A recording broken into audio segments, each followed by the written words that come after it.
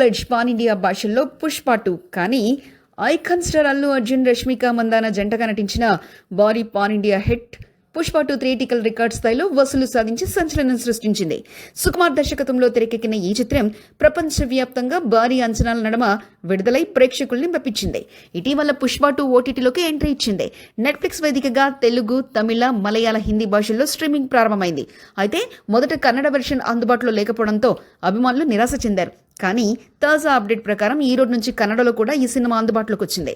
ఇప్పటికే థియేటర్లలో తెలుగు, తమిళ, హిందీ, మలయాళ, కన్నడ, బెంగాలీ భాషల్లో విడుదలైన పుష్ప 2 ఓటీటీలో ఇంకా బెంగాలీ వెర్షన్ రాలేదు. అయితే ఇది కూడా త్వరలో వస్తుందేమో చూడాలి. Pushpa 2 full pledge OTT treat అభిమానుల్ని రంజింపజేస్తుంది.